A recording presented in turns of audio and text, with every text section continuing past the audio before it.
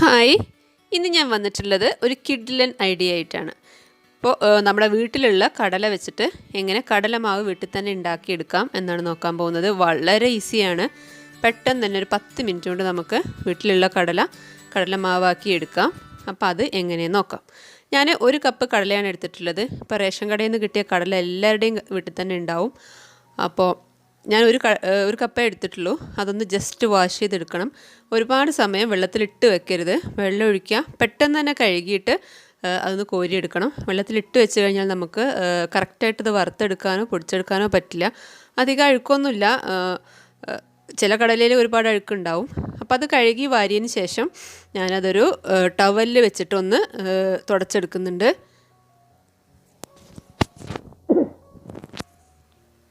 ഉണങ്ങിയ ടവൽ അല്ലെങ്കിൽ തുണിയോ തോർത്ത് അങ്ങനെ എന്തെങ്കിലും എടുത്താൽ മതി. പെട്ടെന്ന് തന്നെ അതിൻ്റെ വെള്ളമൊക്കെ തോർത്തിയെടുക്കണം. ഒരുപാട് സമയം അതിൻ്റെ വെള്ളം കുടിക്കാനുള്ളൊരു ചാൻസ് കൊടുക്കരുത്.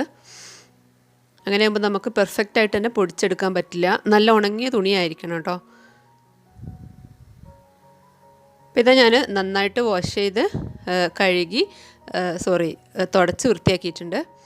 ഇനി അതൊന്ന് വറുത്തെടുക്കണം. ഞാനൊരു ഉരുളി അടുപ്പത്ത് വെച്ചിട്ടുണ്ട്. അതിലേക്ക് കടല ഇട്ട് കൊടുത്തു. പ്രത്യേകം ശ്രദ്ധിക്കേണ്ടത് ലോ ഫ്ലെയിമിലിട്ടിട്ട് വേണം വറുത്തെടുക്കാൻ. പെട്ടെന്ന് ഹൈ ഫ്ലെയിമിലിട്ട് കഴിഞ്ഞാൽ പുറം ഭാഗമൊക്കെ അങ്ങ് കളറും മാറും.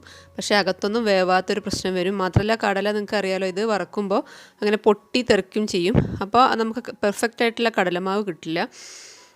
ലോ ഫ്ലെയിമിലിട്ടിട്ട് വറുത്തെടുക്കുക.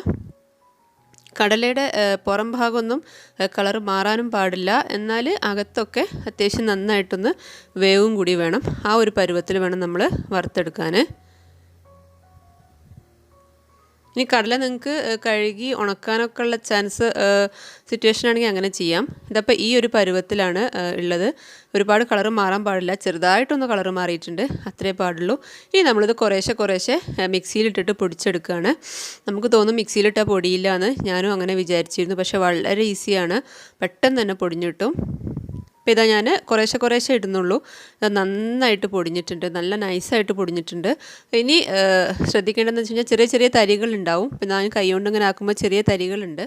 അപ്പോൾ അത് നമ്മൾ പുട്ടിനൊക്കെ പൊടിക്കുമ്പോൾ തരിക്കൂലേ, അതുപോലെ ഒന്ന് തരിച്ചെടുക്കുക. വീട്ടിൽ നമ്മൾ പൊടി തരിക്കുന്ന തരിപ്പുണ്ടെങ്കിൽ അങ്ങനെ ചെയ്യാം. ഞാനിപ്പോൾ സാധാ ഒരു തരിപ്പയിലാണ് തരിച്ചെടുക്കുന്നത്. അപ്പോൾ ഇനി നമുക്ക് കാണാൻ കുറച്ച് ചെറിയ തരികൾ കിടക്കുന്നുണ്ടാവും.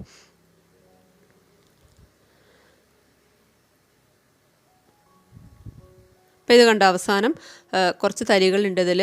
നമ്മൾ സാധാരണ കടലമാവ് വാങ്ങിക്കുമ്പോൾ ഉള്ള ഒരു കളറായിരിക്കില്ല, ചെറിയൊരു വ്യത്യാസം ഉണ്ടാവും. കാരണം കുറച്ച് നമ്മൾ വീട്ടിലുണ്ടാക്കണമല്ലേ, അപ്പോൾ അതിൻ്റേതായ ഒരു വ്യത്യാസം ഉണ്ടാവും. മെഷീനിലൊന്നും പൊടിക്കണമല്ലോ. അപ്പോൾ ഇതാ ചെറിയ തരികളുണ്ട്. അത് അടുത്ത സ്റ്റേജ് നമ്മൾ വീണ്ടും പൊടിക്കുമ്പോൾ ആ കൂട്ടത്തിലിട്ടിട്ട് വീണ്ടും പൊടിക്കുക. അങ്ങനെ എല്ലാം പൊടിച്ചെടുക്കുക.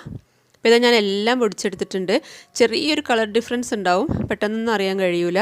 പക്ഷേ നല്ല അടിപൊളി ഒരു ഐഡിയ ആണിത്. കടലമാവ് ഉണ്ടെങ്കിൽ നമുക്ക് എന്തൊക്കെ പലഹാരങ്ങൾ ഉണ്ടാക്കാം. എല്ലാവരും തന്നെ ട്രൈ ചെയ്ത് നോക്കുക. വീഡിയോ ഇഷ്ടമായി കഴിഞ്ഞാൽ ചാനലൊന്ന് സബ്സ്ക്രൈബ് ചെയ്യുക, ലൈക്ക് ചെയ്യുക, കമൻറ്റ് ചെയ്യുക. താങ്ക്